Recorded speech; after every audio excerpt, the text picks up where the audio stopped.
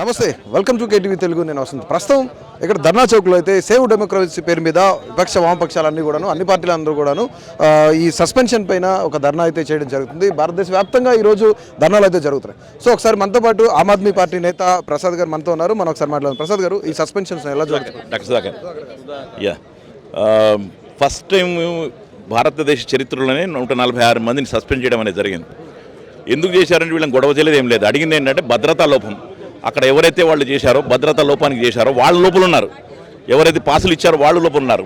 అడిగిన వాళ్ళని ఈరోజు బయటకు పంపించారు. ఇది నథింగ్ బట్ పుల్వామాకి సెకండ్ ట్రయల్. ఇది దాంట్లో భాగంగానే ఇదేదో చేయబోయి అది బయటపడింది. కానీ పుల్వామా దాడి లాంటిది ఏదో పొద్దున ప్రయత్నం చేయడానికి చేసిన ప్రయత్నాల్లో భాగమేది. ఇది మొత్తం వాళ్ళ అందుకనే దానికి వాళ్ళు మాట్లాడడానికి కూడా సిద్ధంగా లేరు. ఏమైనా ఈరోజు అందరు కలిసి ఉన్నారు. మోడీ గారికి థ్యాంక్స్ చెప్పాలి. ఎందుకంటే అందరినీ కలిపారు, విపక్షాలన్నింటినీ. వాళ్ళు ఉన్నది 40%, మేమున్నది 60%. రాబోయే ఎన్నికల్లో మోడీకి తప్పనిసరిగా చూపెడతాం. మేమేది మోడీకి పర్సనల్ దుష్మని కాదు. ఇండియా కూటమికి ఒక సఖ్యత అనేది లేదు. వీళ్ళందరూ డివైడ్గా మాట్లాడుకున్నారు. ఒకళ్ళ మీద ఒకళ్ళు ఫిర్యాదులు చేసుకునే పరిస్థితి కూడా ఉందని ఉండొచ్చు. ప్రతి ఒక్కరికి ఒక ఉండొచ్చు. ఆమ్ ఆద్మీ పార్టీకి మా సిద్ధాంతం మాకుంది, వాళ్ళ సిద్ధాంతం ఉంటుంది. కానీ ఇప్పుడున్నది ఒకటే సిద్ధాంతం, ఈ దేశాన్ని రక్షించుకోవాలి, దేశ ఆస్తులు రక్షించుకోవాలి, మతోన్మాదాన్ని వ్యతిరేకంగా పోరాడాలి. ఇదే మా ప్రధాన సిద్ధాంతం మీద కలిసాం. దానికి అదే జరుగుతుంది, అది జరగబోయేది కూడా. అది అంటే చేయించిందే వాళ్ళు కాబట్టి దాని మీద ఎందుకు మాట్లాడతారు వాళ్ళు? మొదటి నుంచి కూడా ఎప్పుడు ఆయన మాట్లాడలేదు ఆ విషయాలన్నీ కూడా. మొదటి నుంచి కూడా హోంమంత్రి గారు ఆయన ఇంతకుముందు జైల్లో ఉండి వచ్చిన వాళ్ళు 10 సంవత్సరాల క్రితం కరెక్ట్గా ఆయన మర్డర్ కేసులో ఉండి వచ్చిన వాడే. అందుకని దే ఆర్ ఎక్స్పర్ట్స్. ఇద్దరు దేశాన్ని నమ్ముతున్నారు, ఇద్దరు దేశాన్ని కొంటున్నారు. ఇదే జరుగుతుంది. దీన్ని ఆపుతాం. మీరు చూసి ఇంతకుముందు అయితే మహిళా ఎంపీని కూడా సస్పెండ్ చేశారు తృణమూల్ కాంగ్రెస్ సంబంధించి. సో ఆవిడ కొంత డబ్బులు తీసుకొని క్వశ్చన్లు అడిగారని కూడా చెప్తున్నారు. మహిళల మీద కూడా ఇలాంటి సస్పెన్షన్స్ జరుగుతున్నాయి. ఎలా చూడొచ్చు? ఇప్పుడు మహిళల మీద అంటున్నారు. మొట్టమొదటిగా చూస్తే మోడీ గారు వచ్చేసి తన సొంత భార్యనే వదిలేశాడు. ఇంకా దేశాన్ని ఏ విధంగా పాలిస్తాడు?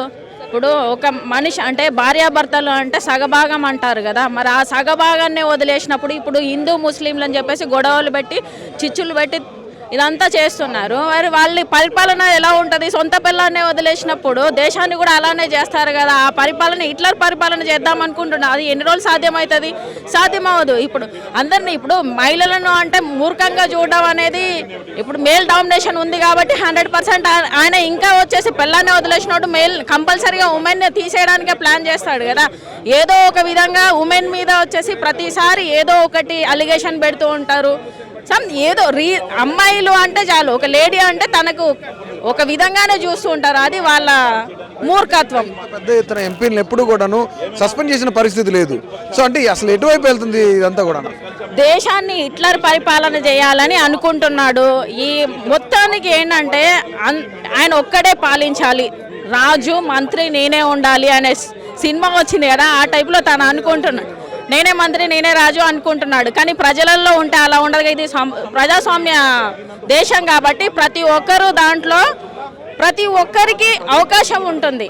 ప్రతి పార్టీ అనేది ఇప్పుడు ఏ పార్టీ అయినా ప్రజలకు మంచి చేస్తేనే వాళ్ళు ఎన్నుకుంటారు. ఏ పార్టీ అయినా ప్రజలకు మంచి చేయనప్పుడు, ఇప్పుడు మన దగ్గర చూస్తే తెలంగాణలో మొన్న ఎలక్షన్స్ అయినాయి.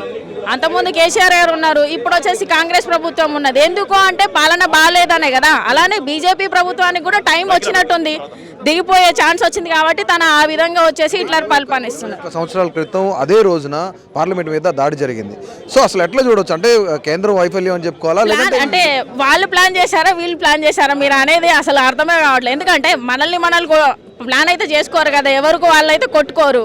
సో ఆ విధంగానే వచ్చేసి వాళ్ళు ఎదుటి వాళ్ళ మీద చెప్పడానికి మాత్రం బురద పోయడానికి మాత్రమే ఉంటారు తప్ప ఎప్పుడు వచ్చేసి రియాలిటీ అనేది చూడాలి. ఇప్పుడు బీజేపీ ప్రభుత్వాన్ని కూడా సేమ్ ఇదే విధంగా ఒక 10 సంవత్సరాల కిందట చూసుంటే వీళ్ళు ఈ ప్రభుత్వం వచ్చేది కాదు కదా. ఏంటి అందరినీ సమానంగా చూస్తున్నారు, ప్రజలు చూస్తున్నారు, ఏ పార్టీ అయినా చూస్తున్నారు. కానీ ఈసారి వీళ్ళు వచ్చేసి ఎంతసేపటికి హిట్లర్ పరిపాలన చేద్దామని చెప్పేసి ప్లాన్ చేస్తున్నారు. That's it. ఈ సభ నుంచి ఏం తెలియజేయదలుచుకున్నారు ఫైనల్? దీనికి ఒకటే, తనకి మోడీ పోయే టైం వచ్చింది. నెక్స్ట్ వచ్చే కాంగ్రెస్ అయినా రావచ్చు, లేకపోతే మా పార్టీ నుంచి అయితే మేము 100% కేజ్రీవాల్ గారు వస్తారు. ఎందుకంటే ప్రతి ఒక్కరికి విద్యా వైద్యం అనేది మోస్ట్ ఇంపార్టెంట్. అది ఇస్తే ప్రతి ఒక్కరు హ్యాపీగా ఉంటారు, బర్డెన్ లేకుండా ఉంటారు. 100% కేజ్రీవాల్ గారు నెక్స్ట్ పిఎం అయ్యే అవకాశం ఉంది. అది జరుగుతుంది. వాళ్ళు అందుకే ఈ విధంగా చేస్తున్నారు. ఇప్పుడు దగ్గర వాళ్ళు 40% ఉన్నారు, 60% ఉన్నారు అంటే 60% గెలుస్తారు కదా.